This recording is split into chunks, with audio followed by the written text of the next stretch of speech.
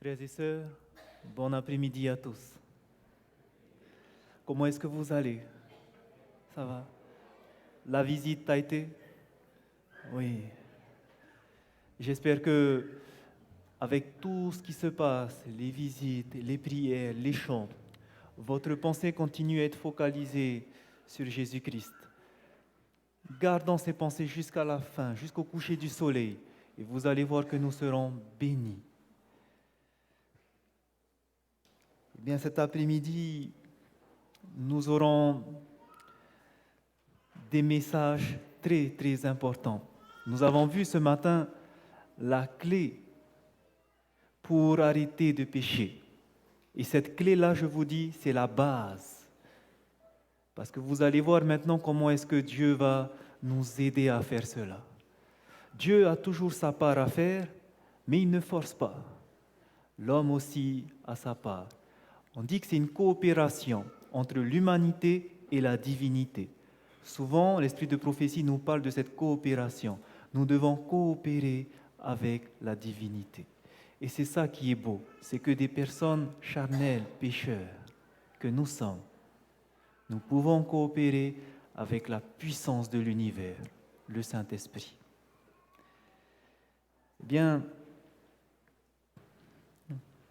pour commencer, j'aimerais vous rappeler l'importance de cette semaine de réveil.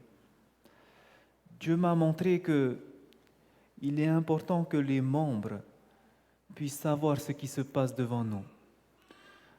Oui, nous avons l'esprit de prophétie, mais il faut le reconnaître que beaucoup de membres ne lisent plus, ne lisent pas.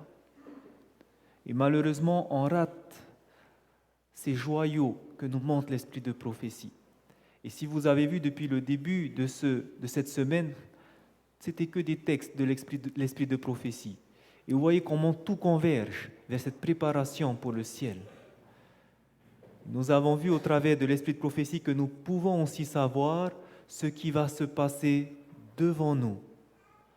Nous avons vu que ce qui se passe sur cette terre, c'est un parallèle avec ce qui se passe au ciel. Au ciel, qu'est-ce que Jésus est en train de faire? Nous avons vu que depuis 1844, il est en train de faire ce jugement investigatif. Et cela commence par les morts depuis Abel.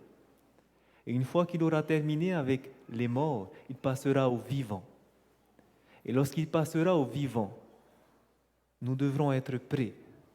C'est-à-dire, j'ai déjà arrêté de pécher. L'esprit de prophétie nous dit que lorsque ça arrivera sur notre cas, notre caractère sera pur. Et on continuera à être pur jusqu'à la fin. Et c'est pour ça que le moment maintenant est venu de se préparer à être scellés.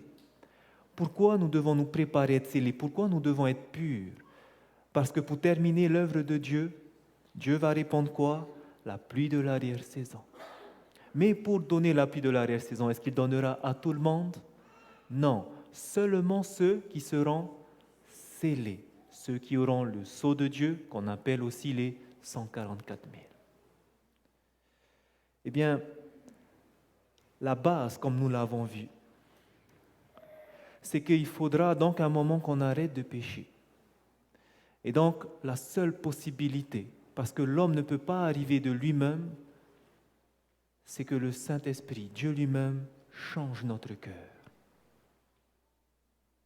Et maintenant, nous allons voir aussi une condition qui coule de même, qui coule de source, mais c'est important de passer par là.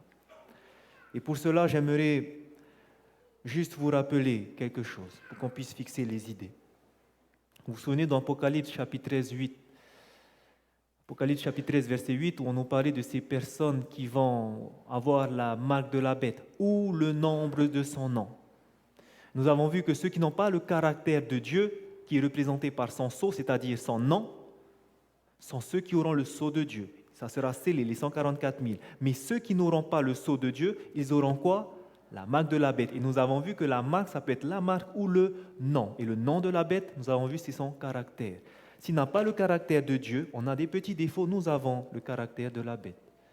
Et regardez ce qu'on nous dit dans Apocalypse 13, verset 8, « Et tous les habitants de la terre l'adoreront, ceux dont le nom n'a pas été écrit dès la fondation du monde dans le livre de vie de l'agneau qui a été immolé. Nous avons vu que ces personnes-là auront leur nom barré du livre de vie. Et nous avons vu comment est-ce qu'on peut faire pour que notre nom ne soit pas barré. Nous avons vu que c'est seul celui qui vaincra, qui sera revêtu de vêtements blancs, et Dieu n'effacera pas son nom du livre de vie. Nous avons vu qu'au ciel, il y avait 3 livres. Le livre de vie, le livre de souvenirs, le livre des péchés. Tragédie des siècles, chapitre 28, l'instruction du jugement. Nous avons vu que lorsqu'une personne accepte Jésus-Christ, qu'est-ce qui se passe au ciel? Son nom est écrit dans le livre de vie. Les actions qu'il fera au travers du Saint-Esprit, ses bonnes œuvres, seront notées dans quel livre? Livre de souvenirs. Et malheureusement, lorsqu'il aura fait des mauvais choix, lorsqu'il aura écouté la chair plutôt que le Saint-Esprit, ces actions-là seront notées dans le livre des péchés. Que ce soit les péchés en pensée, par action ou par parole. Tout est noté. Et nous avons vu comment est-ce que ça allait se faire. Comment est-ce que notre nom ne doit pas être effacé du livre de vie. Nous avons vu que tout péché, lorsque un cas va venir, l'Esprit de prophétie nous dit, lorsque un dossier vient, lorsqu'il y a un péché non confessé, ce péché-là va condamner la personne. Autrement dit, j'aurais pu confesser tous mes péchés, mais il y a un que j'ai oublié de confesser. Je suis encore en train de lutter avec ce petit péché. Alors qu'est-ce qui se passe? Je ne le confesse pas. Je vis encore dans ce péché. Et qu'est-ce qui va se passer? Lorsque mon cas va venir, c'est ce péché-là, non confessé, qui va faire que mon nom sera rayé du livre de vie. Non seulement ça, même dans le livre de souvenirs, tout sera effacé. Donc la question, c'est comment faire pour que notre nom ne soit pas effacé? La réponse, il faut qu'on ait tout confessé nos péchés. Il faut que tous nos péchés soient effacés. Pour cela, il faut les confesser. Et nous avons vu dans le diagramme, pour confesser, la première chose qu'il faut faire, c'est se repentir. Maintenant, avant de commencer,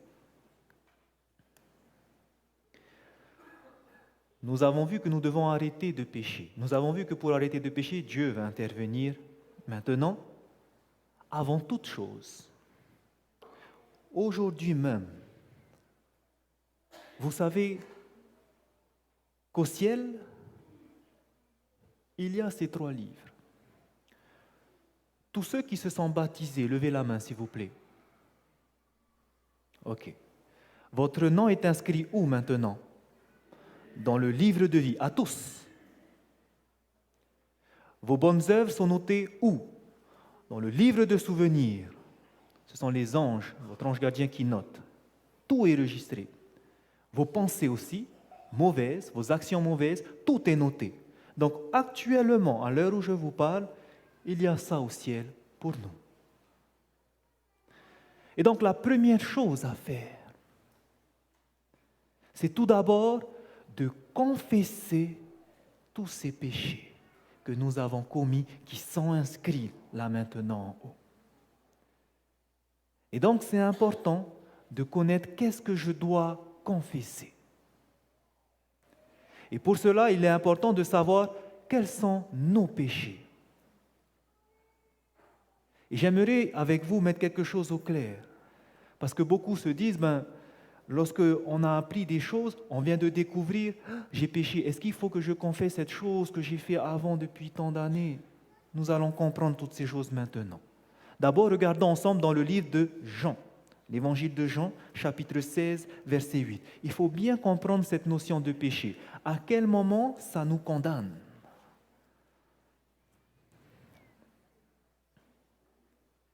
Jean chapitre 16.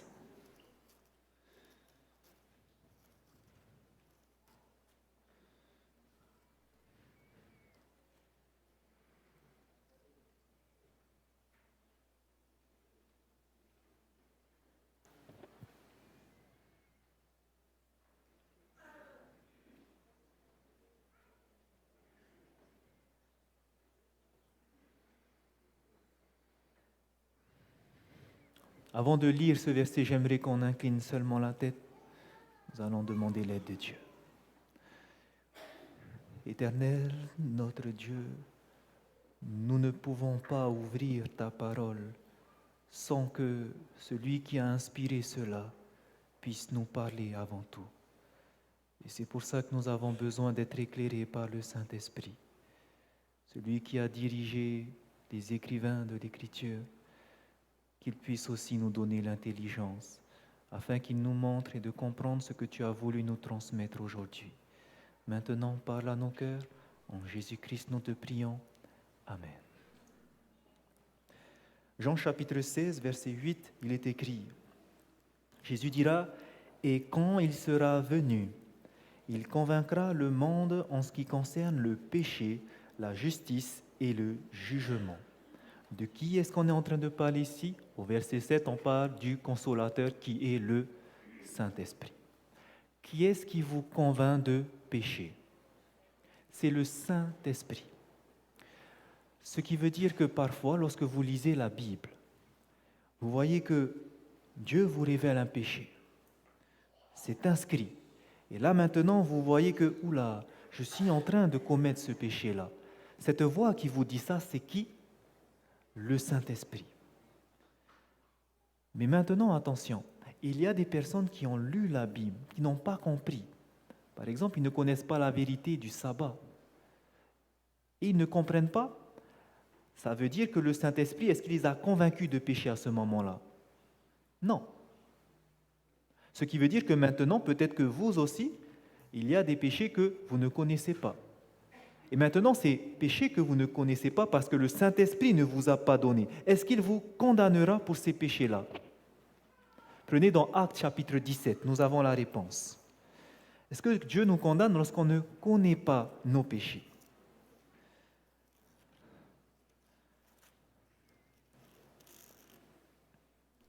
Acte 17.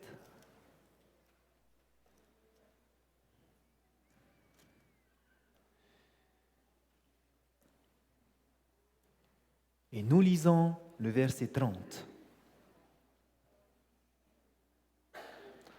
Acte chapitre 17, au verset 30, il est écrit « Dieu, sans tenir compte des temps d'ignorance, annonce maintenant à tous les hommes en tout lieu qu'ils aient à se repentir, parce qu'il a fixé un jour où il jugera le monde selon la justice, par l'homme qu'il a désigné, ce dont il a donné à tous une preuve certaine en le ressuscitant des morts. » Dieu nous dit qu'il va juger les morts par son Fils Jésus-Christ, qu'il a ressuscité. Mais regardez bien le verset 30. Dieu, sans tenir compte des temps d'ignorance. Ça veut dire quoi? Dieu ne tient pas compte lorsque les personnes étaient ignorantes de leurs péchés. Ce qui veut dire que si pendant 30 ans de ma vie, je ne connaissais pas la vérité du sabbat et je transgressais le sabbat, sans le savoir, est-ce que Dieu, pour lui, c'est un péché? Non. Ce n'est pas un péché. Mais maintenant, le jour où je vais connaître la vérité du sabbat, et que là, je ne veux pas appliquer le sabbat, mais que je continue à garder le dimanche, est-ce que là, c'est un péché devant Dieu? Oui, parce que le Saint-Esprit m'a convaincu, et moi, j'ai refusé de me repentir. Je veux continuer dans ma transgression. Là, c'est un péché. Aujourd'hui, beaucoup, vous connaissez votre péché. Et peut-être que beaucoup maintenant, vous êtes tellement attachés, vous ne voulez pas lâcher ce péché. C'est le moment de le faire. Pourquoi? Plus vous vous attachez à ce péché, plus vous ne serez plus sensible à l'appel du Saint-Esprit qui vous convainc que c'est un péché. Plus vous allez trouver normal, plus vous allez vous installer dans votre péché et votre cœur commence à s'endurcir aux appels du Saint-Esprit. Et arrivé à ce moment-là, vous trouverez tellement normal que pour vous, vous n'avez plus besoin de vous repentir. Et malheureusement, ce péché, il est inscrit où? Au ciel. Et si vous ne entendez pas les appels du Saint-Esprit qui dit « Repens-toi maintenant », sachez que Dieu ne pourra pas effacer. Dieu n'effacera pas si on ne se repent pas. C'est ça ce qu'on appelle le péché du Saint-Esprit. contre le Saint-Esprit. Dieu est prêt à pardonner tous les péchés, mais seulement à condition qu'on se repente. L'Esprit nous convainc et nous montre, tu as péché, repens-toi. Mais si on ne le fait pas, alors qu'il y a cet appel à la repentance, nous sommes en train de pécher contre le Saint-Esprit, c'est impardonnable. Dieu ne peut pas enlever. Et cela, c'est l'esprit de prophétie qui nous dit dans le livre, vous recevrez une puissance, page 35, le péché contre le Saint-Esprit est le péché du refus persistant de répondre à une invitation à se repentir. Nous péchons contre le Saint-Esprit lorsqu'on veut garder ce péché, qu'on ne veut pas se repentir, alors que Dieu nous demande de le faire. Donc, si vous avez compris, voici ce que nous ferons aujourd'hui maintenant.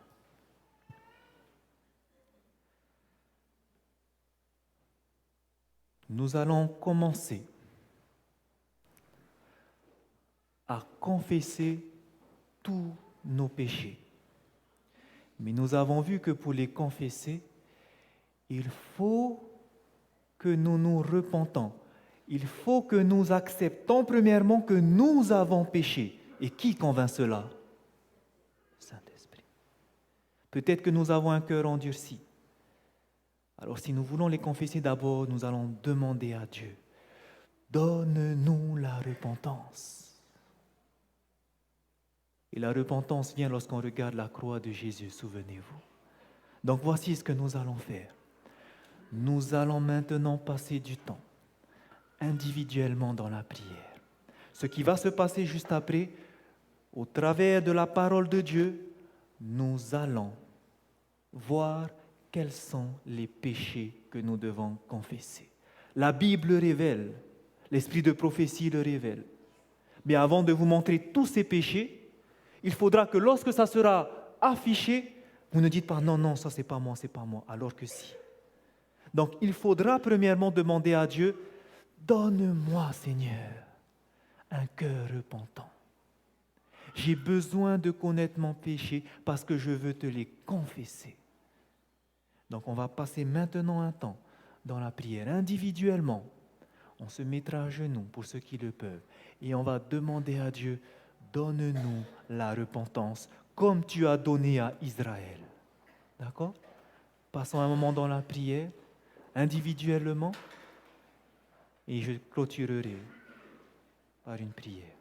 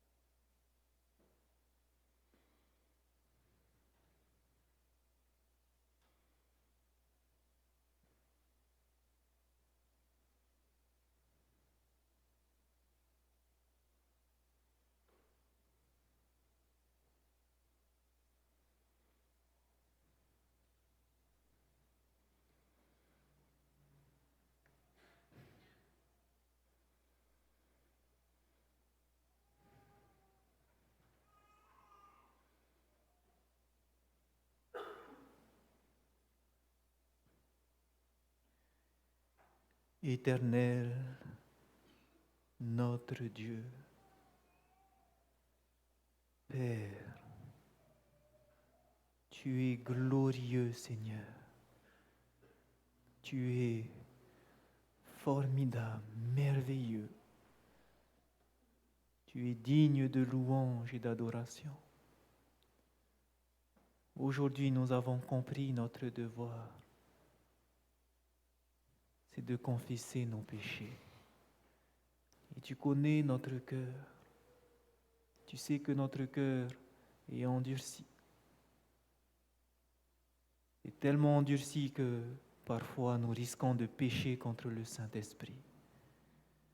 Alors nous voulons d'un commun accord te demander, montre-nous notre péché, que ton Saint-Esprit nous convainc de péché, mais surtout qu'il nous convainc de justice, de jugement. Nous te demandons que tu puisses nous parler, que lorsque nous verrons nos péchés, nous ne puissions pas fermer les yeux davantage, mais que nous soyons prêts à les laisser au pied de la croix de Jésus.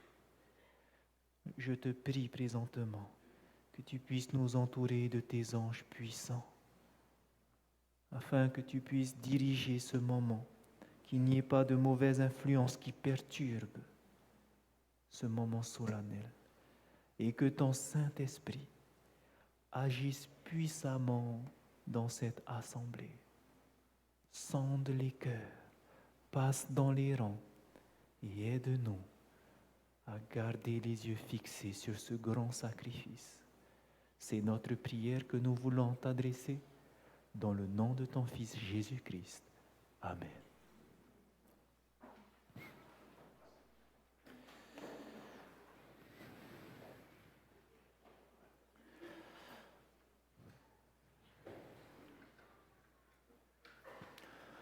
La définition du péché, vous savez, le péché, c'est la transgression de la loi. Et lorsque nous parlons de transgression de la loi, il faut faire très attention. Dans Romains chapitre 7, regardez ce qu'on nous dit de la loi. Parce que certains disent, mais je n'ai jamais tué, je n'ai jamais commis d'adultère. Mais Romains chapitre 7 nous dit quelque chose d'important, que lorsque nous voulons comprendre la loi de Dieu, Romains chapitre 7, et nous regardons le verset 14, lorsqu'on nous parle de la loi de Dieu, regardez ce que l'apôtre Paul nous dit.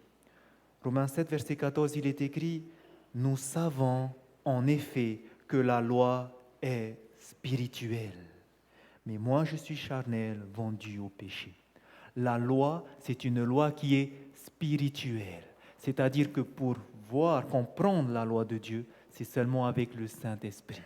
Parfois, l'homme charnel, il se dit « Je n'ai pas commis d'adultère, donc je n'ai pas transgressé la loi. Je n'ai pas tué, donc je n'ai pas transgressé la loi. » Mais Jésus va prouver que cette loi est réellement spirituelle parce que ça juge nos pensées tout d'abord. Souvenez-vous dans Matthieu chapitre 5, lorsqu'il parlera que si on se met en colère contre notre frère, c'est comme si nous avons tué. Si nous avons convoité une femme, rien qu'avec les yeux, c'est comme si nous avons commis l'adultère. C'est dans ce sens que c'est spirituel. Donc, lorsqu'on dit un commandement, quand Dieu donne son commandement, il faut le comprendre avec les yeux du Saint-Esprit, comme Jésus nous l'a annoncé. Et je rends gloire à Dieu, parce que pour le peuple de la fin, Dieu a donné l'esprit de la prophétie, pour comprendre davantage ce que c'est la loi. Lorsque vous prenez le livre Patriarches et prophètes, il y a un chapitre où l'esprit de prophétie va nous décrire lorsque Dieu va donner sa loi. C'est le chapitre 27 qui s'intitule « La loi proclamée au Sinaï ». Et c'est là où, au travers de l'esprit de prophétie, Dieu va nous détailler chaque commandement. Et donc nous allons regarder ces 10 commandements à la lumière de l'esprit de prophétie. Je ne vais pas tout développer, mais seulement les points principaux. Je donne un exemple.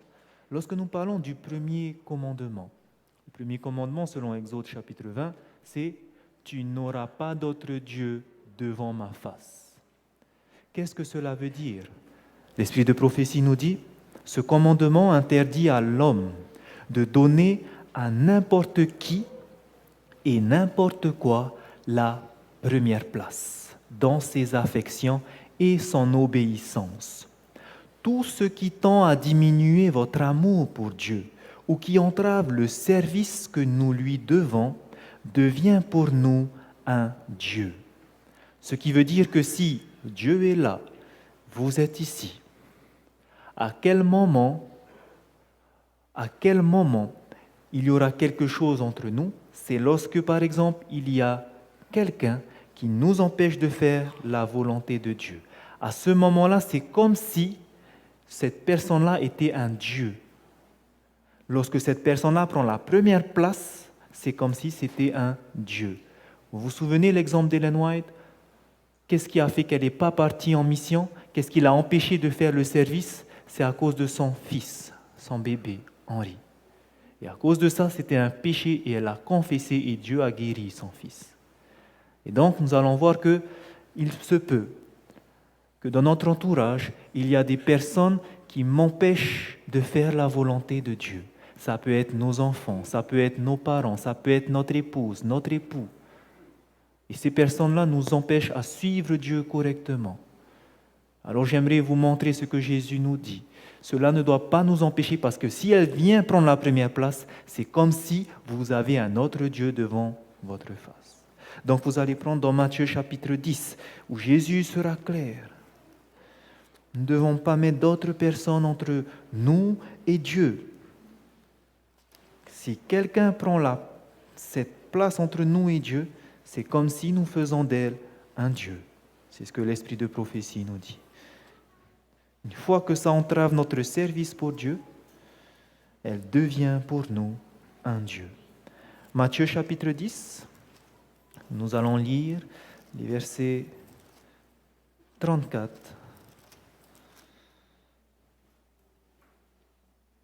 à 38. Voici ce qui est écrit. Matthieu chapitre 10, verset 34. Ne croyez pas que je sois venu apporter la paix sur la terre. Je ne suis pas venu apporter la paix, mais l'épée. Car je suis venu mettre la division entre l'homme et son père, entre la fille et sa mère, entre la belle-fille et sa belle-mère. Et l'homme aura pour ennemi les gens de sa maison. Celui qui aime son père ou sa mère plus que moi n'est pas digne de moi. Et celui qui aime son fils ou sa fille plus que moi n'est pas digne de moi. Celui qui ne prend pas sa croix et ne me suit pas n'est pas digne de moi. Donc lorsque une personne se met entre nous et Dieu, on fait de cette personne notre Dieu. Ça peut être nos parents, nos enfants, notre entourage. D'accord? Donc voici ce que veut dire transgresser le premier commandement, c'est lorsqu'il y a des personnes qu'on préfère servir plutôt que Dieu. Mais souvenez-vous, lorsqu'on reprend la citation, ce n'est pas seulement n'importe qui. Ce commandement interdit à l'homme de donner à n'importe qui la première place, mais aussi n'importe quoi la première place. Ce qui veut dire que ce sont des choses qui peuvent venir entre nous et Dieu et qui nous empêchent de faire son œuvre. Vous vous souvenez de l'homme riche qui est venu voir Jésus? Qu'est-ce qui lui a empêché d'abandonner tout et de le suivre? C'était son argent. L'argent peut devenir notre Dieu. Ça nous empêche de nous donner entièrement à Dieu. Je préfère garder mon travail que de ne pas travailler le sabbat. Ça devient notre Dieu. L'argent. Ça peut être aussi le sport. Il y a des jeunes, malheureusement, qui sont tellement pris dans le sport que ça devient leur Dieu. Ça peut être eux-mêmes, ils aiment se regarder dans le miroir. Ça, ces choses, ce sont des idoles, frères et sœurs.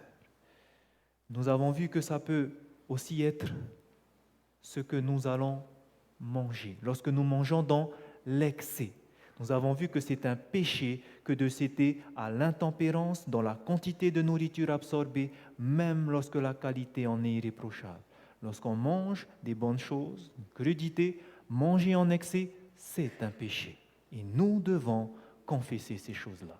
Il y en a, c'est le sexe, malheureusement. Et nous sommes dans une génération où il y a beaucoup ça. Parce que depuis cette génération, les choses sont tellement accessibles. Et depuis les jeunes générations, c'est accessible, ces choses-là. Et ces choses-là viennent dans notre cerveau. Et nous voyons ces choses-là et ça excite nos sens. Et malheureusement, après, on est formaté comme ça. Et lorsqu'on grandit, on a ces images qui nous restent et on fait des mauvaises choses.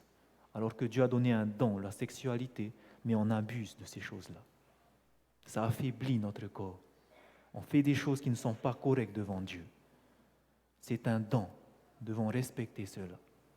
D'accord? Et il y en a qui abusent, qui prennent ça comme pour déchaîner leur passion, mais ce n'est pas dans le plan de Dieu. Je ne vais pas donner plus de détails. Si vous voulez, il y a un livre qui s'intitule « Conseils sur les relations sexuelles, il y en a un, donc c'est là où vous allez voir, je ne vais pas entrer dans les détails, mais ça peut devenir notre Dieu. Lorsque vous faites que de penser à ça, vous n'arrivez pas à penser à autre chose que de ça, c'est un péché devant Dieu. Ça prend la place de Dieu, ça vous empêche de lui donner à lui complètement. Ça entrave votre relation. Le deuxième commandement, nous le connaissons, tu ne te feras point d'image taillée. Donc on est en train ici de parler de l'idolâtrie lorsqu'on se prosterne devant Dieu, prosterne devant des statues. Et nous savons que nous ne le faisons pas. Mais sachez que l'idolâtrie, ce n'est pas seulement des statues et qu'on s'agenouille devant. Mais ce sont ces choses qui prennent la place de Dieu. C'est directement lié au premier commandement. Lorsque ça vient devant vous et que vous préférez cette chose-là ou cette personne-là que Dieu, c'est ça l'idolâtrie. Prend la place de Dieu, d'autres dieux. Troisième commandement, donc c'est lié au premier commandement. Le troisième commandement nous dit, tu ne prononceras pas le nom de Dieu en vain. Qu'est-ce que ça veut dire prononcer le nom de Dieu en vain? Ça veut dire prononcer son nom comme ça à tout bout de champ. Et vous savez que les Américains sont champions pour ça. Voilà, c'est dans leur culture de le faire malheureusement, mais c'est un péché. Mais ça ne s'arrête pas que là. Regardez lorsque l'esprit de prophétie va éclairer ce commandement. Ce commandement ne condamne pas seulement les faux sermons et les jurons vulgaires, donc c'est ce que les Américains aiment faire, mais aussi l'emploi du nom de Dieu fait avec légèreté et sans tenir compte de l'effrayante signification qui s'y rattache. Vous savez que le nom de Dieu est saint? Lorsqu'on prononce le nom de Dieu, on ne doit pas le dire à la légère. C'est déshonorer le Très-Haut que de répéter à tout propos son nom d'une manière irréfléchie dans la conversation ordinaire, ou de le prendre à témoin pour des questions triviales. Son nom est saint et redoutable. Chacun devrait faire de la majesté, de la pureté et de la sainteté de Dieu un objet de méditation au point que, pénétré du sentiment de son auguste caractère, on ne prononce jamais son nom qu'avec une profonde vénération. Et malheureusement, on entend souvent des personnes dire le nom de Dieu pour un rien. Et ça, c'est vrai. On le prend à la légère. On entend cela. Lorsqu'on doit prononcer ce nom, c'est avec une entière vénération. Qu'on puisse contempler Dieu lorsqu'on parle. Lorsqu'on parle de Dieu, il est assis sur son trône. Il y a des séraphins qui louent le Seigneur, qui se voilent la face. Il y a des anges qui se prosternent devant lui. Et ils chantent « Saint, Saint, Saint est l'Éternel ». Et nous alors, pécheurs, eux qui n'ont pas péché, regardez comment est-ce qu'ils se prosternent devant leur Dieu. Comprenez pourquoi on ne doit pas prendre à la légère son nom. Son nom est saint. Son nom est saint. Donc, quand on parle de Dieu, toujours avec révérence, ne plus recommencer. Quatrième commandement, vous connaissez. Souviens-toi du jour du repos. Ce qui veut dire que lorsque nous travaillons, le sabbat, c'est un péché. Il n'y a pas d'excuse, frères et sœurs. Il y en a qui disent « mais non, c'est pour nourrir ma famille ». Ça, c'est un manque de foi. Dieu peut subvenir à nos besoins. C'est vrai que c'est une situation très, très difficile et je l'avoue. Je l'avoue. Mais il faut apprendre à dépendre de Dieu. Travailler le sabbat, ce n'est pas le plan de Dieu et c'est un péché si nous le faisons. Même une fois par mois. Il faut essayer de voir avec notre patron si on peut arranger de se faire remplacer, mais ne le faisons pas. Devant Dieu, c'est un péché, c'est noté dans le livre de péché.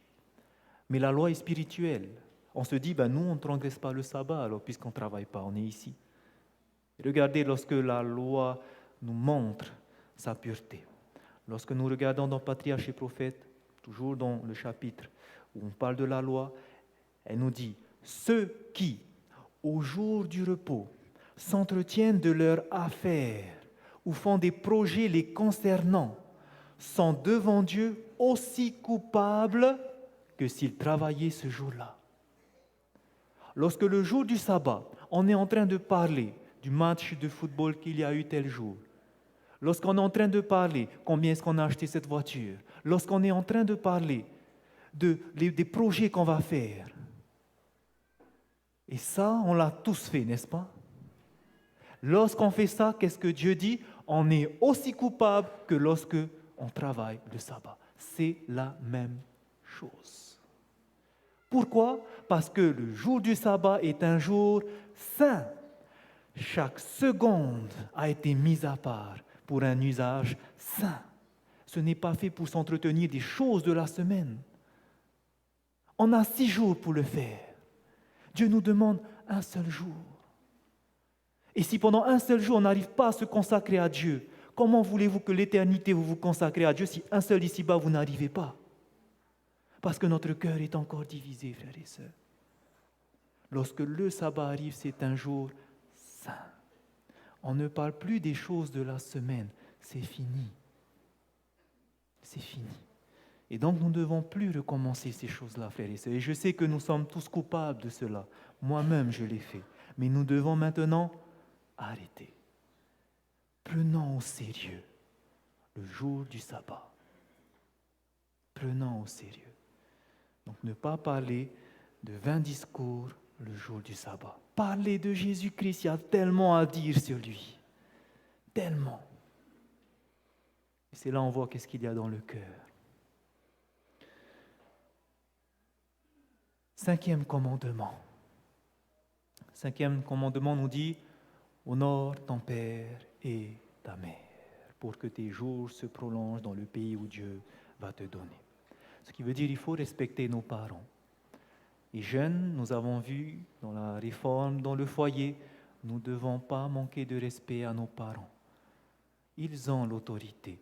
C'est eux qui vous nourrissent. C'est eux qui vous ont porté depuis bébé. C'est eux qui vous ont nourri, vêti, prennent soin de vous. Et même s'il y a des choses que vous n'aimez pas, soyez soumis à vos parents. Tant qu'ils sont soumis à Dieu, soyez soumis à Dieu. Soumis aux parents. Et lorsque ces choses qu'ils font vous éloignent de Dieu, que dit le premier commandement? Tu n'auras pas d'autre Dieu devant ma face. Ne les mettez pas entre vous et Dieu. Et dans ce cas-là, il faut choisir Dieu plutôt que les hommes. Mais vous avez ici des parents merveilleux. Vous avez ici des parents qui connaissent la parole de Dieu. Donc, on ne devrait pas avoir de soucis avec ça. D'accord? Et pareil, nous, parents, nous avons nos parents même qui sont aujourd'hui âgés dans la salle.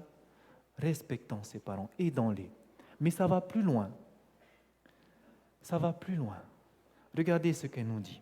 D'après le 5e commandement, les enfants doivent non seulement respecter leurs parents, leur obéir, mais encore les entourer d'affection et de tendresse, alléger leurs charges, veiller sur leur réputation et constituer l'appui et la consolation de leur vieillesse, les accompagner jusqu'à leur vieillesse.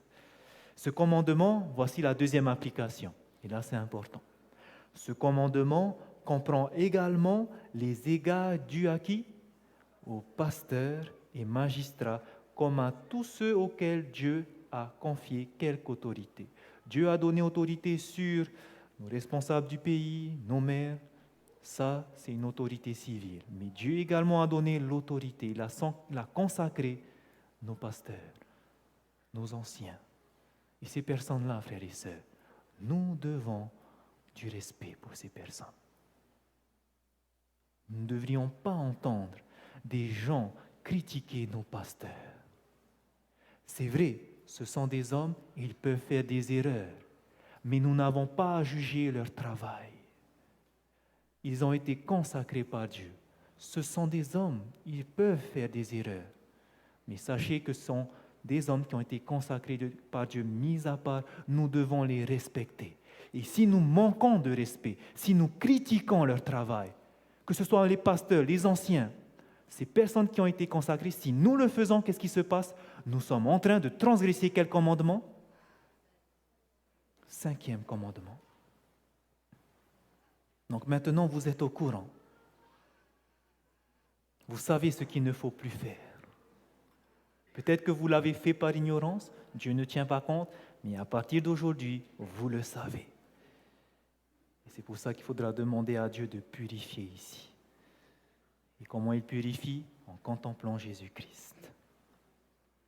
Donc le 5e commandement, respecter nos parents, nos pasteurs, les serviteurs de Dieu aussi, et respecter les autorités.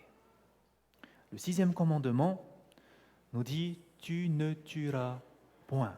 Or Jésus va bien éclairer ce point-là, que ce n'est pas seulement le fait de commettre l'acte, mais ça commence par les pensées, les émotions. Quand on se met en colère contre notre frère, lorsqu'on l'insulte, lorsqu'on a cette haine en nous, cet esprit de vengeance, on est en train de tuer la personne. C'est comme si nous l'avons fait devant Jésus. D'accord ? Donc, si nous avons de la colère maintenant, de la vengeance envers quelqu'un, c'est le moment de confesser. Voici ce qu'elle nous éclaire. Toute injustice tendant à abréger la vie, c'est-à-dire à raccourcir la vie. Tout esprit de haine ou de vengeance, toute colère qui pousse à commettre des actions préjudiciables au prochain ou même seulement à lui désirer du mal. Car quiconque est son frère est un meurtrier, nous dit Jésus. Tout égoïsme qui fait négliger les soins, on ira ça une deuxième partie. Donc, premièrement, esprit de haine, de vengeance, de colère, toute tendance à abréger la vie. Deuxièmement, tout égoïsme qui fait négliger les soins dus aux indulgents et aux malades. Toutes ces choses constituent à des degrés divers des violations du 6e commandement. Essayons de comprendre comment est-ce qu'on transgresse ce commandement lorsqu'on a de l'égoïsme qui fait négliger les soins dus aux indulgents et aux malades. Si une personne malade vient chez vous vous demander de l'aide, le fait que vous ne l'aidez pas, c'est comme si vous voulez qu'elle meure plus vite. C'est dans ce sens-là. Donc, Dieu appelle ses serviteurs à aider le prochain. Mais lorsque nous ne voulons pas aider, lorsque nous négligeons d'aider une personne, c'est comme si nous avons désobéi au commandement « Tu ne tueras point ». Prenez dans Matthieu chapitre 25, nous allons confirmer cela.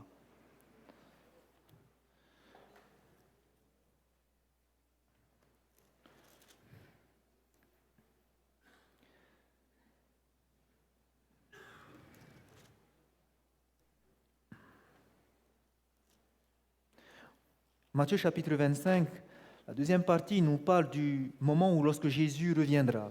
Il s'assiera sur le trône avec les nations, ils seront assemblés. Et qu'est-ce qu'il va faire lorsque nous lisons verset 32 ? Matthieu chapitre 25, verset 32. On nous parle de l'avènement de Jésus-Christ.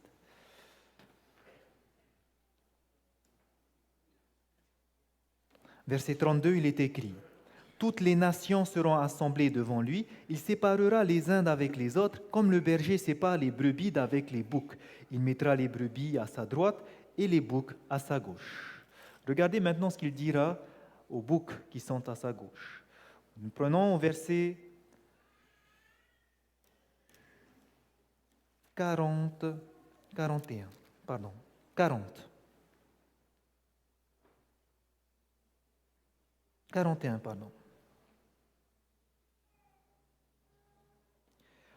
Ensuite, il dira à ceux qui seront à sa gauche, au bouc, « Retirez-vous de moi, maudits, allez dans le feu éternel qui a été préparé pour le diable et pour ses anges. Car j'ai eu faim et vous ne m'avez pas donné à manger. J'ai eu soif et vous ne m'avez pas donné à boire. J'étais étranger et vous ne m'avez pas recueilli. J'étais nu et vous ne m'avez pas vêtu. J'étais malade et en prison et vous ne m'avez pas visité. » Ils répondront aussi, « Seigneur, quand avons-nous vu ayant faim, ou ayant soif, ou étranger, ou nu, ou malade, ou en prison, et ne t'avons-nous pas assisté ?» Et il leur répondra, « Je vous le dis en vérité, toutes les fois que vous n'avez pas fait ces choses à l'un de ces plus petits, c'est à moi que vous ne les avez pas faites. Et ceux-ci iront au châtiment éternel, mais les justes à la vie éternelle. » Donc lorsque quelqu'un est dans l'aide, a besoin d'aide, Dieu place devant vous une personne qui a besoin d'aide. Si vous lui refusez cette aide, vous serez parmi ces personnes qui seront placées à gauche, les boucs qui iront dans le feu éternel, parce que c'est un péché de négliger d'aider une personne. Cela ne veut pas dire qu'on doit aller aider toutes les personnes, non. Dieu produit le vouloir et le faire. Il placera les personnes, il vous placera dans des circonstances où vous pouvez aider. Et à ce moment-là, lorsque vous voyez que Dieu a dirigé cette personne vers vous, c'est le moment de témoigner pour lui. Aidez la personne, répondez à ses premiers besoins. Et vous allez voir, c'est la meilleure façon ensuite pour lui parler de Jésus.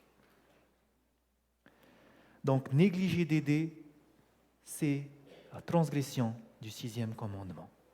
Mais j'aimerais aller encore plus profond. Regardez, toute injustice tendant à abréger la vie, ce qui veut dire lorsqu'on raccourcit la vie. Or, oui, on peut raccourcir la vie des personnes en ne les aidant pas. Et notre vie, est-ce qu'on peut la raccourcir aussi? C'est lorsqu'on ne prend pas soin de notre corps. 1 Corinthiens 3,17 nous dit, si quelqu'un détruit le temple de Dieu, qu'est-ce qui va se passer? Dieu le détruira. D'accord? Donc même si on ne prend pas soin de notre corps, si on détruit notre corps, on abrège notre propre vie, Dieu nous détruira. Parce qu'on est en train d'abréger notre vie. Donc la question c'est, quelles sont ces choses qui vont faire que je vais détruire mon corps? C'est lorsque je vais violer les lois de la santé.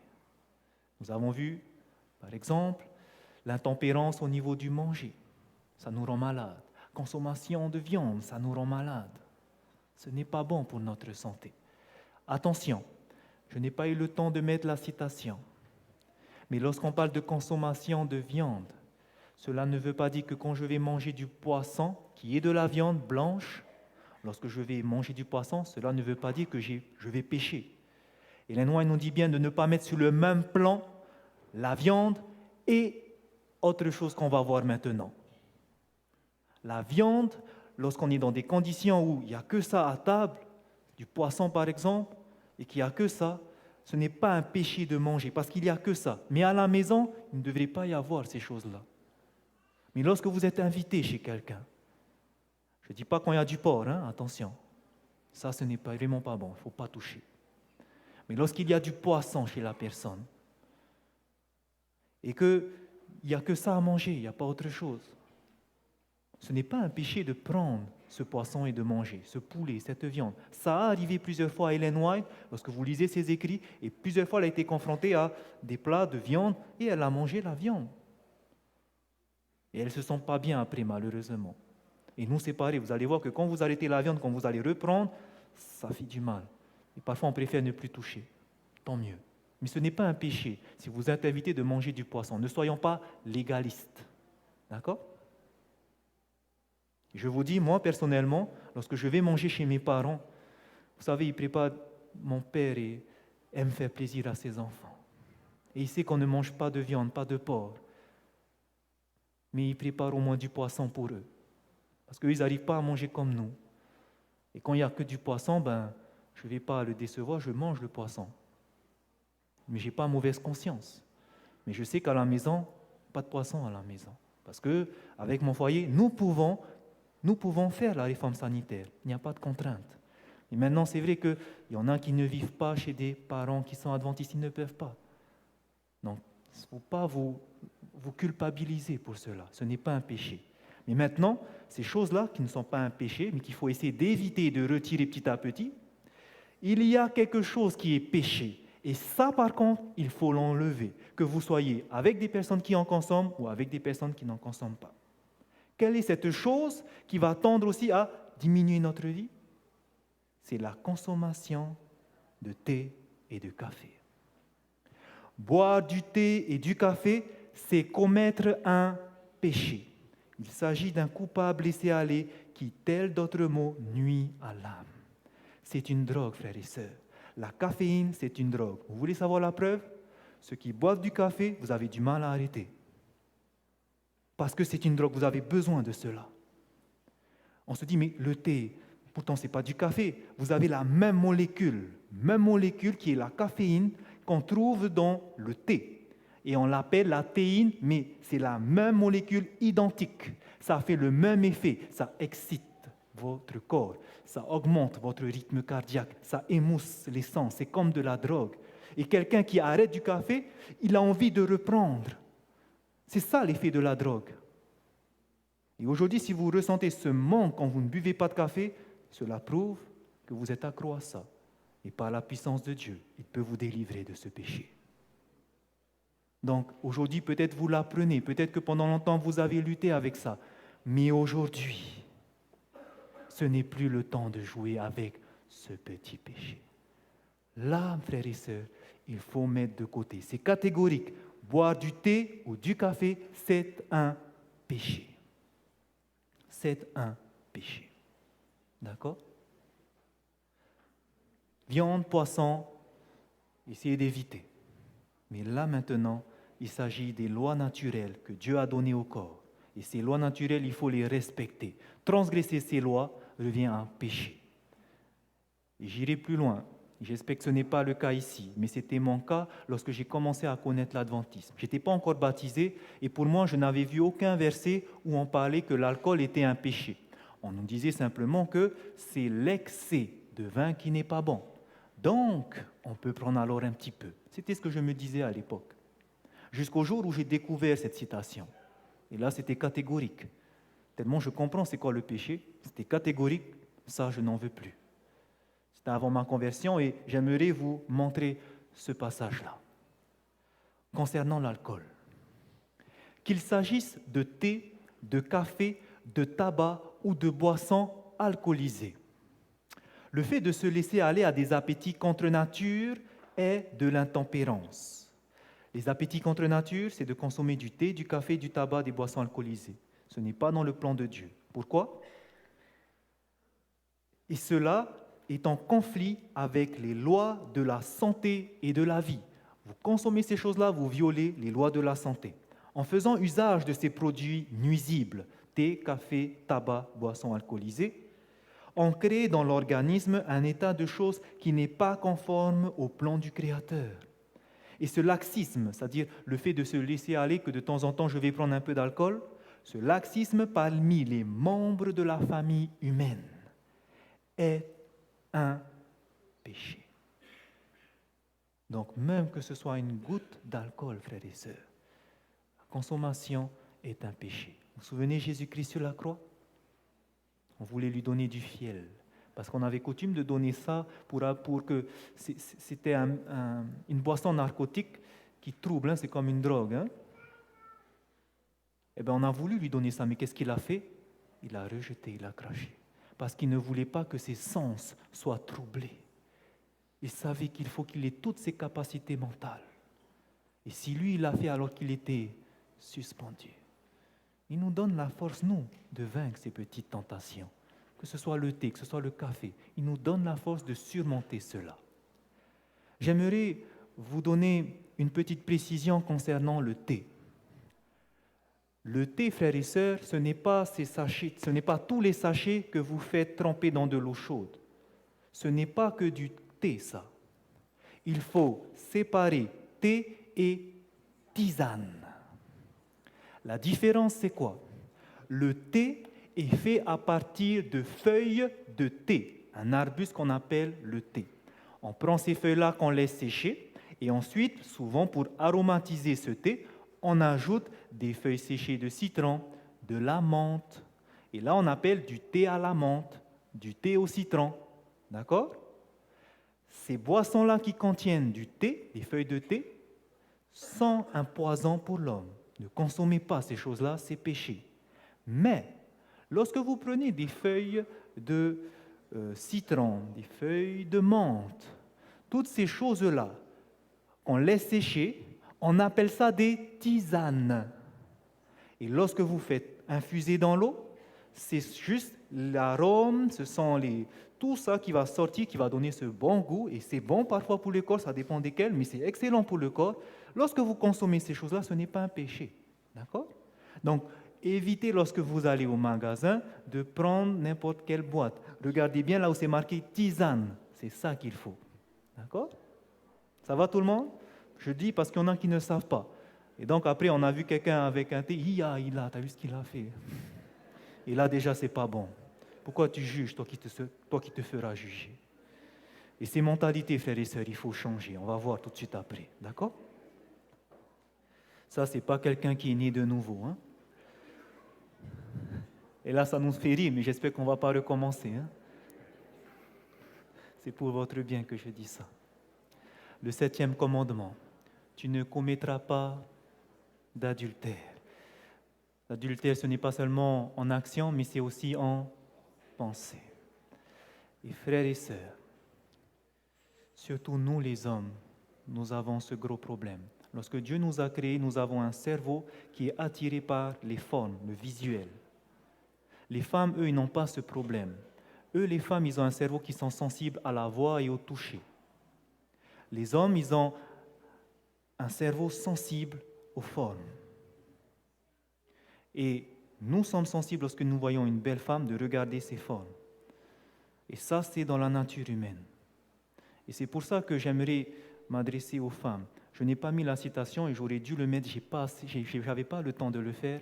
Mais sachez que l'instrument que Satan va utiliser pour faire chuter l'homme, beaucoup d'hommes, ça sera la femme. La femme est un instrument puissant entre les mains de Satan. Pourquoi? Il suffit qu'elle s'habille bien, un homme la regarde, ça y est. Une fois qu'il a ses pensées impures, il a péché, son péché est noté au ciel, il est condamné s'il ne se repent pas. Aussi simple que cela. C'est un instrument puissant entre les mains de Dieu. C'est pour cela, chères sœurs en Christ, ne vous laissez pas utiliser par le diable. Nous avons ce qu'on appelle la réforme vestimentaire. Et c'est très important. Prenez pas à la légère. Quelqu'un qui est sanctifié, qui a compris, va essayer maintenant de tout faire pour plaire seulement et uniquement à son mari lorsqu'il est à la maison. Mais pas lorsqu'elle sort de montrer son corps à tout le monde. Notre corps est saint devant Dieu. Couvrez votre corps, vos formes, couvrez-les. D'accord, c'est important. Et vous savez comment la mode aujourd'hui, c'est un instrument puissant, et Ellen White le dit, pour justement faire tomber beaucoup de personnes. Aujourd'hui, on voit des choses qui moulent le corps, des jeans qui moulent au niveau de l'arrière, tout le corps. Et ça, les hommes, ils aiment bien regarder. Sachez-le. Donc, évitez de mettre ces choses-là. Lorsque ça monte un peu plus des genoux, les hommes aussi aiment bien regarder. Donc, évitez de faire cela, frères et sœurs. Vous êtes un instrument entre les mains de Satan si vous continuez à faire ces choses-là. Mais sachez que c'est important. On n'a pas le temps de faire un sujet sur la réforme vestimentaire, mais si vous allez faire des recherches, sachez que c'est important, important. Vous êtes des instruments entre les mains de Dieu. D'accord? Et pareil, nous, hommes, évitons maintenant de caresser les filles, les femmes. Une petite main comme ça, évitez de le faire. Elles sont sensibles à ça. D'accord? Donc ne soyons pas une pierre d'achoppement pour notre prochain. C'est important. Parce qu'il suffit qu'une pensée déplacée vienne et ça y est, on est coupable. Et l'astuce, voici. Concernant les hommes. Lorsqu'une jolie femme va passer, les scientifiques disent, ils ont fait un truc remarquable dessus, que lorsque vous regardez une femme à plus de 3 secondes, ça y est, les pensées impures viennent. Plus de 3 secondes. Donc lorsque vous voyez, ce n'est pas un péché que les yeux croisent une jolie femme. Mais lorsque vous voyez cette jolie femme venir, poum, changez. C'est ça la clé. Une fois que la jolie femme va passer, poum, changez. Pas plus de 3 secondes. Et n'essayez pas de compter 1, 2, 3. Non. Vous êtes en train de tenter le diable, là. Une fois que vous voyez cette jolie fille, les hommes, changez de direction. D'accord? Ça fonctionne, je l'ai fait, ça marche. Je vous le dis parce qu'avant, j'étais dedans ce problème. Et Dieu m'a donné la victoire sur ce péché. Maintenant, je regarde que ma femme et je la contemple. Amen. Donc c'est important. Ne soyons pas des pierres d'achoppement, frères et sœurs. D'accord? Que Dieu contrôle nos pensées. Tout est contrôlé par Dieu. Autre chose, nous n'allons pas également développer dessus. Je remercie notre serviteur Jean-Noël qui a parlé longtemps sur la fornication. Et cela atteint nos jeunes aujourd'hui. Parce que c'est la mode, ça rentre dans la mode. Les amis font comme ça et nous aussi, si on ne fait pas, on va être traités comme un nul. Nos cousins, cousines, ils l'ont fait et pas nous. Donc on ne veut pas se sentir nul, on va le faire. Mais n'écoutez pas la voix des hommes. Qu'est-ce que Dieu vous dit? C'est un péché. Quand tu fais cet acte-là, c'est un péché, ça met une séparation entre toi et Dieu. Ce péché, fornication, est noté au ciel et ça te condamne. La chair, on est tellement attiré par ces choses-là, nous devons arrêter. La seule chose pour éviter ces choses-là, c'est pour ça que je vous dis, contemplez Jésus-Christ. Plus vous allez contempler, nous avons vu que nous aurons la haine contre ce péché. Et allez vers votre compagnon, dites-lui maintenant, je veux arrêter. Allez vers cette fille, dites-lui maintenant, vous voulez arrêter, vous ne voulez plus recommencer ces choses-là. Parce que vous voulez vivre saintement devant un Dieu saint. Donc, fornication, la sexualité avant le mariage, c'est un péché devant Dieu. 8e commandement. Le 8e commandement, tu ne voleras point. Donc, le vol, c'est un péché. Mais je vais aller un peu plus loin parce que l'esprit de prophétie nous dit qu'est-ce que c'est aussi voler. Le 8e commandement interdit la chasse à l'homme, la traite des esclaves, on ne le fait plus à notre époque, les guerres de conquête. Il condamne le larcin et le vol avec effraction. Il exige une stricte probité dans les plus petits détails de la vie. Voici maintenant ce qui nous concerne. Il défend de surfaire en matière commerciale. Vous entendez souvent des gens dire mais ils volent ce magasin-là. Pourquoi? Parce que c'est trop cher, c'est plus cher que ce que ça vaut normalement. Si vous êtes dans cette situation en tant que chef d'entreprise, que vous augmentez vos prix, que ce n'est pas juste, surfaire en matière commerciale, c'est comme si vous transgressez ce commandement. Vous volez, littéralement. Et exige le paiement des justes dettes. Nous avons des factures à payer, frères et sœurs. Et souvent, ils disent non, je ne vais pas payer, alors qu'ils ont de l'argent pour payer. Le fait de ne pas payer, c'est comme si vous volez la personne. Et des salaires, le paiement juste des salaires. Vous avez des employés, vous êtes chef d'entreprise. La personne a fait ses heures supplémentaires, mais vous ne voulez pas les payer. Vous êtes en train de voler. D'accord? Vous êtes en train de le voler. Il enseigne que tout acte consistant à tirer avantage de l'ignorance, de la faiblesse ou du malheur d'autrui est enregistré dans les livres célestes à l'égal de la fraude. C'est comme si vous volez. Abuser de la gentillesse d'une personne pour aller lui demander des sous, c'est comme si vous volez. La personne va vous aider parce qu'elle est remplie du Saint-Esprit. Elle veut aider la personne, donc elle va vous aider. Mais vous voyez qu'il est gentil et vous allez continuer à lui demander, parce qu'elle est gentille. Lorsqu'on abuse de sa gentillesse, c'est comme si vous êtes en train de le voler. Nous devons arrêter cela. Nous devons essayer d'être indépendants.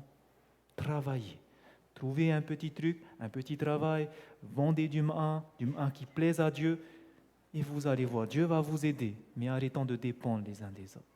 Okay? Bien sûr, il y a des situations où c'est très critique, et l'Église est là pour aider, mais que nous aussi nous faisons notre part.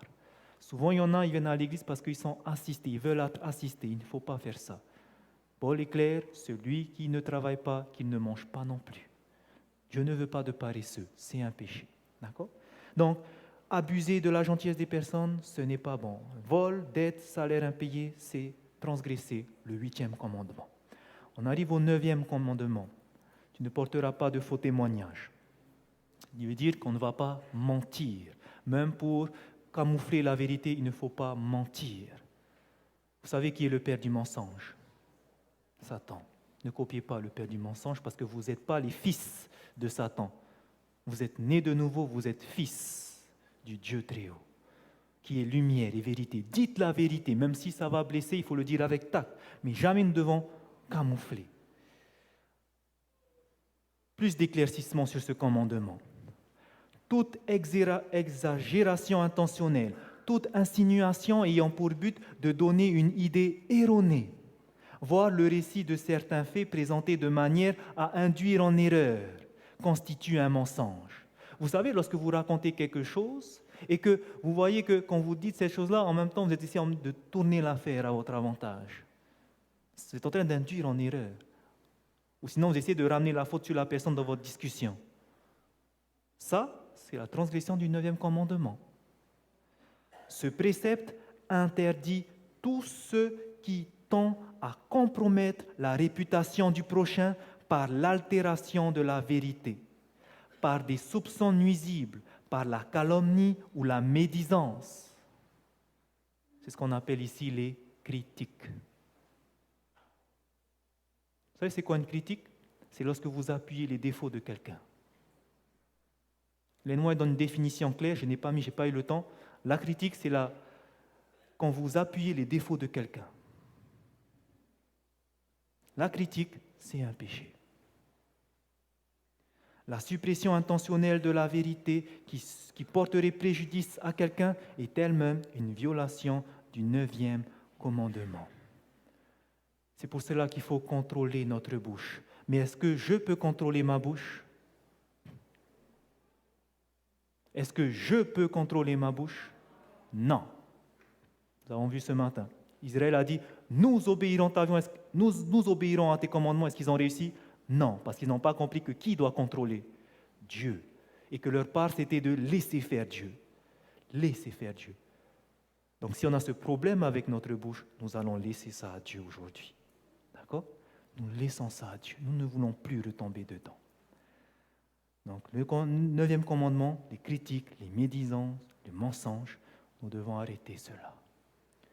10e commandement, tu ne convoiteras pas ce qui appartient à ton prochain, la convoitise. Lorsque vous êtes en train de vouloir ce qui est à votre prochain, vous êtes en train de désirer ce qu'il a, c'est un péché. Voici, frères et sœurs, tout ce qui est péché devant Dieu. Des personnes qu'on préfère servir plutôt que Dieu. Nos enfants, nos époux, épouses, parents, s'ils viennent devant nous, c'est comme s'ils étaient notre Dieu. C'est la transgression du 1er commandement. Même ces choses qui prennent la place de Dieu, cette chose peut être la nourriture, le sport, télévision, sexe, argent. Prendre son nom en vain, dire le nom de Dieu à tout bout de champ ou pour un rien, sans peser ce que signifie ce nom. C'est un péché. Vous violez le 3e commandement. Faire des discours vains le jour du sabbat, parler de votre semaine, de ce que vous allez faire la semaine prochaine pendant le sabbat, c'est un péché. Vous transgressez le 4e commandement. Respectez les parents, nos pasteurs, nos autorités. Lorsque nous critiquons nos pasteurs, lorsque nous ne nous soumettons pas aux autorités, lorsqu'on critique l'œuvre des serviteurs de Dieu, on est en train de manquer de respect à ces personnes, nous sommes en train de violer le 5e commandement. La colère, se mettre en colère contre un frère, une sœur, c'est un péché. Excès de travail, excès de nourriture, café, alcool, toutes ces choses qui tendent à abréger votre vie. Vous êtes en train de violer le commandement de Dieu, le 6e. Adultère, relations sexuelles avant le mariage, vous êtes en train de transgresser le 7e commandement. Lorsque vous volez, vous ne payez pas vos dettes, vous payez mal les salaires de vos salariés, vous transgressez le 8e commandement. Lorsque vous dites des critiques sur des personnes, vous dites des mensonges, des médisances, vous êtes en train de transgresser le 9e commandement.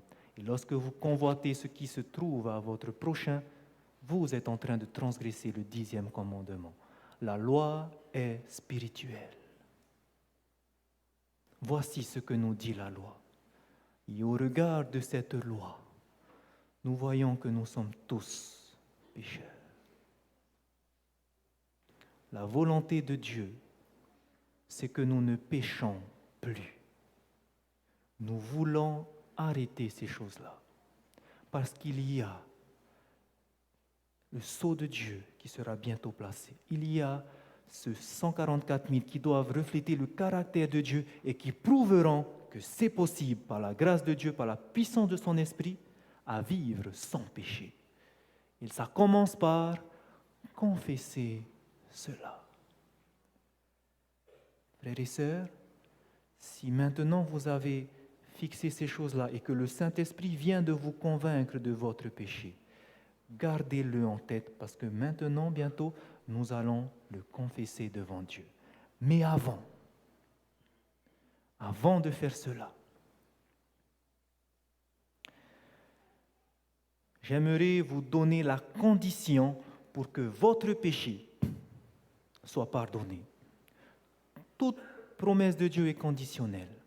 pour que Dieu vous pardonne, il vous demande de faire quelque chose. Dans Matthieu 6, versets 14-15, il nous dit, si vous pardonnez aux hommes leurs offenses, votre Père céleste vous pardonnera aussi. Mais si vous ne pardonnez pas aux hommes, votre Père ne vous pardonnera pas non plus vos offenses. Est-ce que nous voulons que nos offenses soient pardonnées? Oui, nous allons les confesser. Mais si il y a une personne dans la salle, cette personne vous a offensé, cette personne a sali votre nom, cette personne vous a fait du mal, cette personne a sali votre famille, votre femme, votre époux. Si vous avez maintenant de la rancœur contre cette personne parce que vous ne l'avez pas encore pardonné, comment on sait qu'on a de la rancœur contre cette personne? C'est lorsque vous la croisez, vous n'arrivez pas à lui dire bonjour, vous n'arrivez pas à lui faire un sourire, vous n'arrivez pas à pardonner. Là, vous avez de la rancœur. Et qu'est-ce que Dieu nous dit si nous n'arrivons pas à pardonner à cette personne? Dieu non plus ne nous pardonnera pas. Vous comprenez pourquoi c'est important de contempler Jésus-Christ. Jésus va donner cette parabole de la personne qui a été endettée. Il devait tant d'argent, une somme phénoménale, mais le roi l'a acquitté. Et il va aller voir les autres personnes qui devaient une petite somme. Et qu'est-ce qu'il va faire? Il va le menacer. Et lorsque le roi va apprendre, qu'est-ce qu'il va lui dire? Tu n'aurais dû pas pu le pardonner, le délaisser. Regarde la dette que je t'ai faite. Tu n'aurais pas pu le laisser, cette petite somme, le pardonner. Et c'est ce qu'on est en train de faire lorsqu'on ne pardonne pas à nos prochains. Dieu nous a payé cette dette immense à la croix. Et voici encore une petite piqûre de moustique. C'est comme ça que je l'appelle. Une petite piqûre de moustique. On n'arrive pas à pardonner. Mais regarde ce que Jésus a fait pour toi. Arrête de regarder à toi, à ton orgueil. Regarde ce que Jésus a fait pour toi. Et va dire à cette personne, je te pardonne. Laissez le péché, laissez ce fardeau. Parce que tant que vous avez ce fardeau, Dieu ne peut pas vous pardonner. Aujourd'hui, tu vas te confesser? Ok. Mais est-ce qu'au ciel, ça sera pardonné? Non, parce que tu n'as pas pardonné à la personne. Dieu est clair.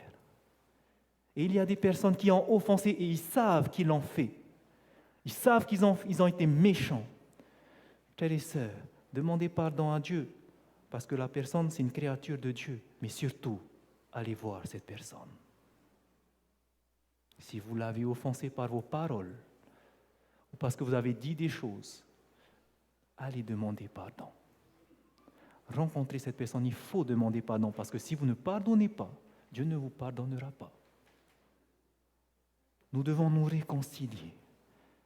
Et comment est-ce qu'on peut dire « Non, je ne vais pas m'humilier devant cette personne-là » Comment est-ce que je peux dire ça aujourd'hui? Je ne veux pas m'humilier devant cette personne-là. Comment veux-tu vivre au ciel si tu n'arrives pas ici à pardonner? Comment? Ça sera l'enfer pour toi, le ciel. Nous devons apprendre la vie du ciel sur cette terre. Et nous devons apprendre à nous humilier, frères et sœurs. Et pour ça, notre orgueil doit s'écraser. C'est pour ça qu'on a tellement insisté cette semaine de lire Jésus-Christ tous les matins. Parce que le moment le plus important, c'est ça. Pardon, pardon. Et cela se passe aussi dans notre foyer. Des parents qui ont fait du mal à leur enfant. Mais à cause de leur orgueil de parents, ils ne veulent pas demander pardon. C'est le moment, frères et sœurs. Humilions-nous devant nos enfants. Jésus, lui, quand il s'est humilié, ce n'est pas devant les anges, pas seulement devant les anges, devant son Père. Il s'est dépouillé pour venir ici. Et toi, ce que tu fais, ce n'est rien comparé à ce qu'il a fait. Regarde à l'exemple et fais de même. Il n'y a que des cœurs qui ont été touchés par la grâce de Dieu qui pourront le faire. Malheureusement, il y a des cœurs qui sont encore orgueilleux. Et s'il y a ça aujourd'hui, je te supplie, arrête. Tu es en train de te diriger vers la mort. Le Saint-Esprit est en train de diriger ton cœur. Maintenant, ce n'est plus le moment d'endurcir. Une fois pour toutes, nous devons prendre des résolutions. Nous arrivons à la fin. Ce n'est plus le moment de jouer avec ce petit péché. Ce n'est plus le moment de jouer avec cet orgueil. C'est le moment de lâcher prise. Et aujourd'hui, nous avons besoin de se réconcilier. Donc voici comment nous allons faire. Premièrement, alors que vous avez vu vos péchés, la première chose que nous allons faire, nous allons demander pardon. Nous allons nous confesser nous-mêmes, personnellement. Personnellement. Une confession personnelle. Vous avez vu vos péchés, vous avez vu que vous avez transgressé la loi de Dieu, demandez pardon. Lorsqu'on confesse un péché, ce n'est pas dire « pardonne-nous tous mes péchés au nom de Jésus ». Ce n'est pas ça, frères et sœurs. Confesser le péché, c'est de cibler le péché. Seigneur, j'ai fait ça. Tu as vu. Je veux te laisser, Seigneur. Je te demande pardon parce que ce péché m'a séparé de toi. Ce péché a crucifié Jésus-Christ. Maintenant, je veux te le laisser. Ce péché, c'est ça, confesser. Vous dites le péché que vous avez commis et vous le laissez à Dieu. Vous le laissez à Dieu. Deuxièmement, ce que nous allons faire, un deuxième temps, juste après, nous allons confesser les péchés si j'ai commis des péchés envers mon foyer. Si j'ai été trop sévère, trop dur avec mes enfants, tellement dur que j'ai sorti des mots qu'il ne fallait pas, que je demande pardon à mes enfants. Si un enfant a fait du mal à ses parents, tellement fait de mal qu'il a même sali le nom de ses parents devant le monde, que cet enfant demande pardon à son parent. Confessons nos péchés dans la famille. Et deuxièmement, après avoir fait ça, il manque une dernière chose. Parce que peut-être ici, dans la salle, il y a la personne qui vous a fait du mal.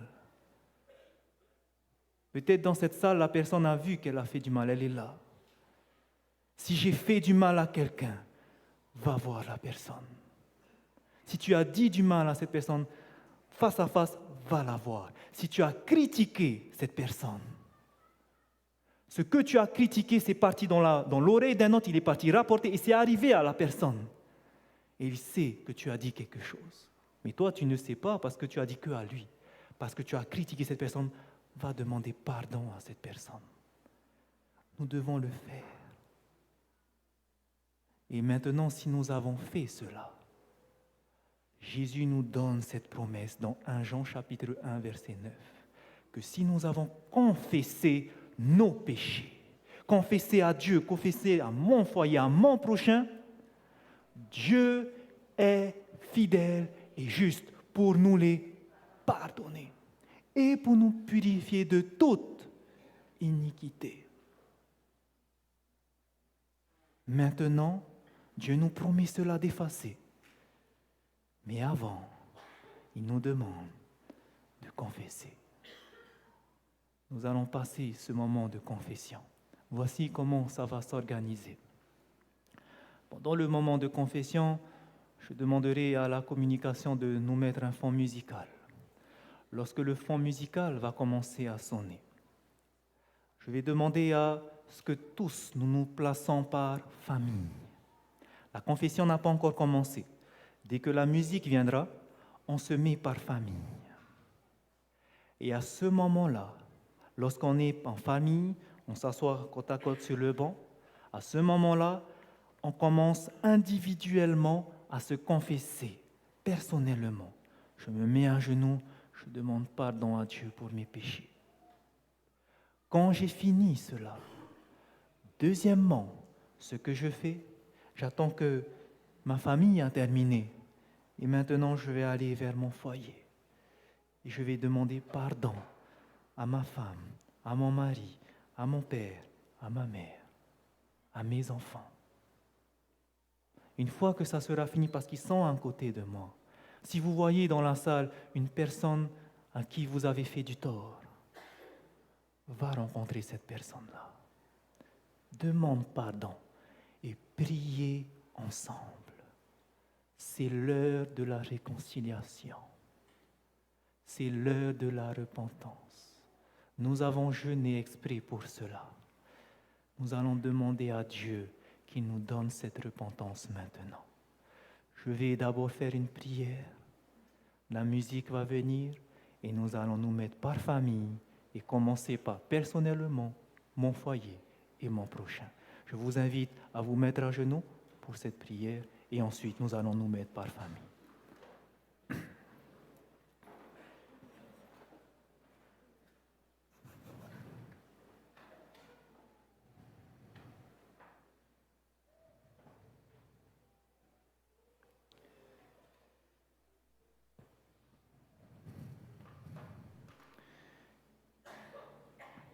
Éternel, notre Dieu,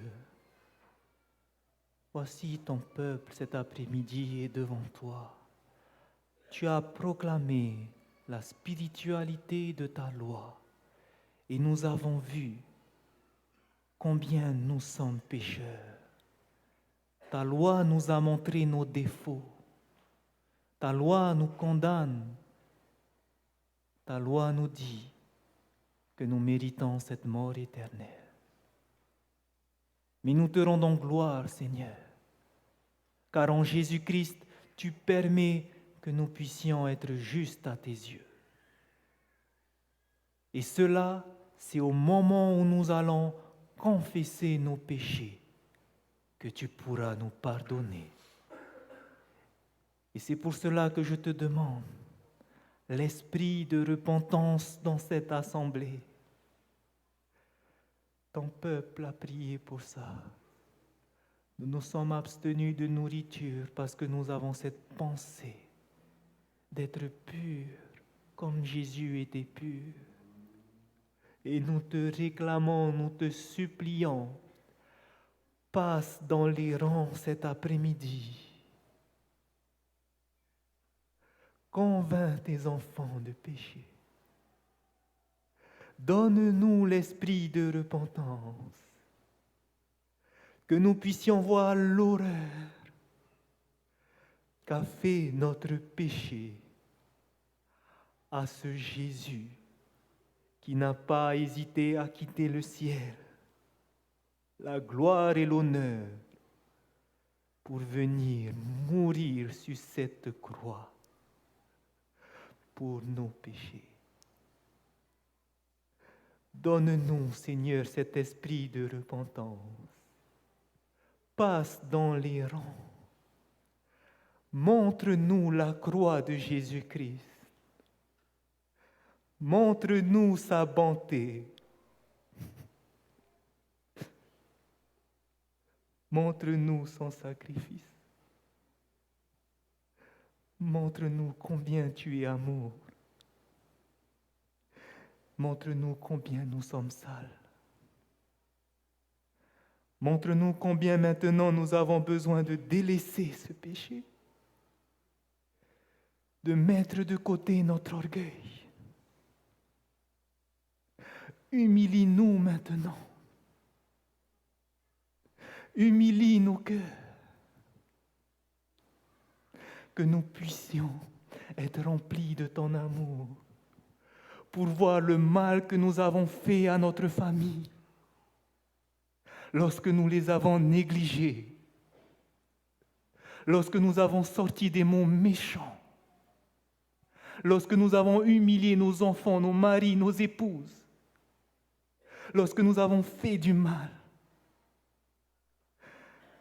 lorsque notre frère, notre sœur, notre pasteur, nos anciens, nous avons critiqué leur œuvre. Montre-nous notre état, Père.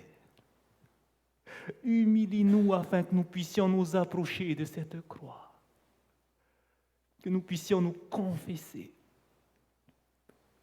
et que nous puissions, Père, avec ton esprit, aller voir ces personnes et se réconcilier.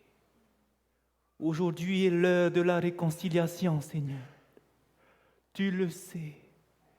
Et c'est pour ça que nous avons besoin de toi.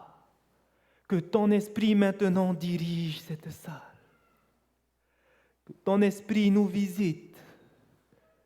Donne-nous cet esprit de repentance. Et nous te remercions car nous savons que tu le feras pour le salut de ton peuple. Nous croyons en tes promesses et c'est en Jésus-Christ que nous voulons te demander cela. Amen. Nous allons nous mettre par famille maintenant. La musique va démarrer. Mettons-nous par famille. Asseyons-nous à côté de nos enfants. Commençons premièrement à confesser nos péchés. Et ensuite, demandons pardon à notre foyer. Et allons voir les personnes dont nous avons besoin.